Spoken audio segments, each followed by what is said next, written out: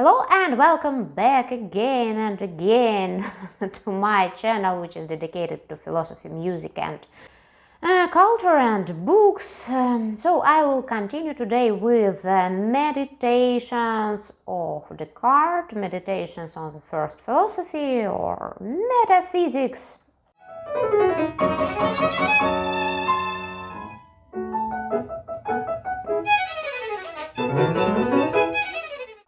As it to say, and fifth and sixth meditations, and a little bit about history of this book.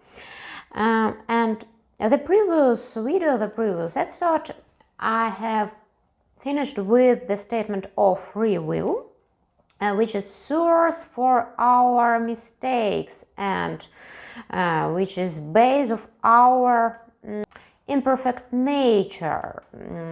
And in fifth meditation, Descartes continues his reflection about the nature of human being and about God, so-called the essence of material things, and again concerning God, that he exists. It's the name of this reflection, this meditation. And it turned out that what is called essence, ousia in Greek, essence, what is in the mind as ideas, is primary and more clear and distinct and serenity for us than what is so-called existence, which is in the physical worlds, in reality, so-called reality. And before asking whether any such objects exist outside me, I ought to consider the ideas of these objects as they exist in my thoughts, and see which are clear and which confused, says Descartes. And there is the main criterion of truth, the clarity and distinction of these ideas, and distinctness of the cognizable idea as such. Of course, the essence of the thing being known is its extension. Extension is something basic, so-called basic, and we can discard all the characteristics, but we cannot exclude the extent. And I cite, and not only do I know these things with distinctness when I consider them in general, but likewise, however little I apply my attention to the matter, I discover an infinitude of particulars respecting numbers, figures, movements, and other such things, whose truth is so manifest and so well accords with my nature that when I begin to discover them, it seems to me that I learn nothing new, or recollect what I formerly knew, has it to say, that I for the first time perceive things which were already present in my mind, although I hadn't as yet applied my mind to them. So we have some strange thing which is called consciousness, and we know nothing about it.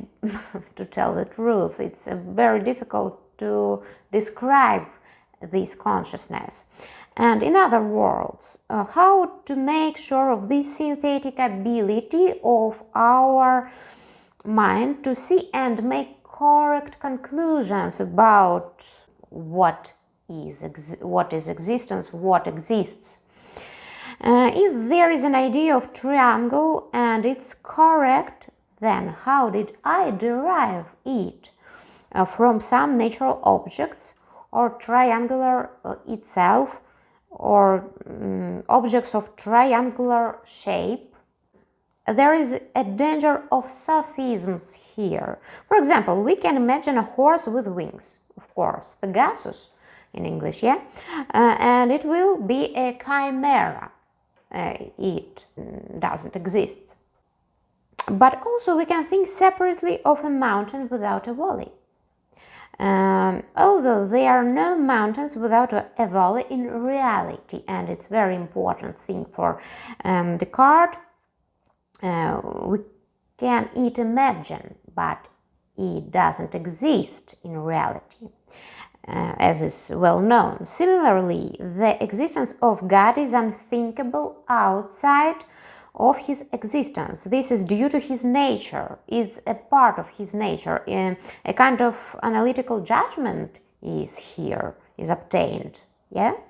By the way, it's hardly possible for a human being to exist without love of art, without love as such, without science, simply because without ennobling feelings, thoughts and impressions, a person will cease to be himself. It's my example, of course, not of Descartes, but I think it's something significant for myself, for me, just for me. The sixth reflection, the sixth meditation, the existence of material things and about the real distinction between mind and the body. It's very, very contemporary problem. To tell the truth, man is a finite thing, as we have deduced. Therefore, he has finite perfections, and his senses are deceptive and err. We come to the conclusion that there is something extended material substance, a body, and something thinking. There is a thinking, comprehending, and that is a soul. We have Cartesian dualism here. I cite, nature also teaches me by these sensations of pain, hunger, thirst, etc., that I am not only lodged in my body as a pilot in a vessel, but that I am very closely united to it, and so to speak, so intermingled with it, that I seem to compose with it one whole. For if that were not the case, when my body is hurt, I, who am merely a thinking thing, shouldn't feel pain, for I should perceive this wound by the understanding only, just as the sailor perceives by sight when something is damaged in his vessel. So, man first of all, or human being first of all, is this very thinking substance or soul, although he is connected with the body. And we have a comparison here with a sailor who is on a ship or on a vessel. A person has the ability to perceive and reproduce ideas. And since God is not a deceiver, the ideas perceived sensually indicate that things exist. And it's a very distinct and clear statement. At the same time, our deceptiveness of feeling leads to misdirection, of course.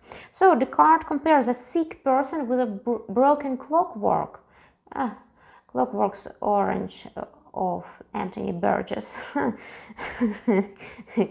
Can we here remember?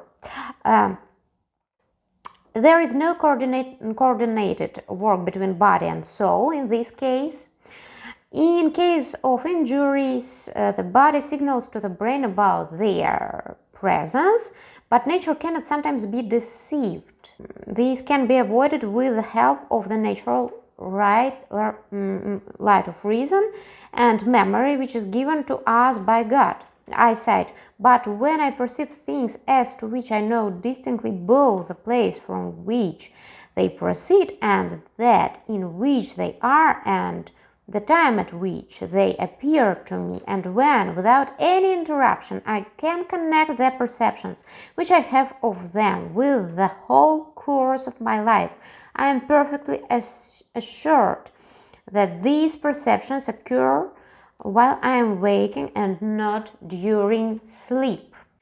So, in 1633, Descartes learns of the condemnations of Galileo Galilei for his treatise in support of the Copernican theory. It was a treatise, dialogues about two big systems of the world, realizing that the old metaphysics, based on the Aristotelian system, as you know, and developed further by scholasticism, cannot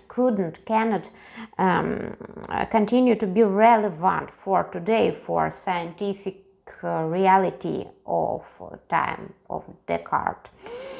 Therefore, Descartes decides to build his own systems and believes that Galileo lacked the methodology in his proof, in his point of view, to prove it.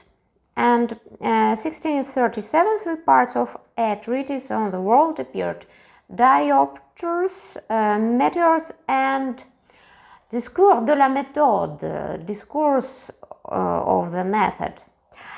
And Descartes decides to continue his reflections further. And in 1641, the first edition in Latin appeared in Paris, so-called Meditations on the First Philosophy. And in 1642, in Amsterdam, the second edition, supplemented by objections to wise men or learned men.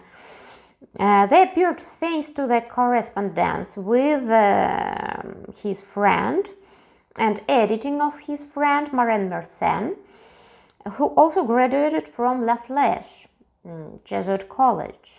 The French version appeared in 1647, edited by Louis de Luynes.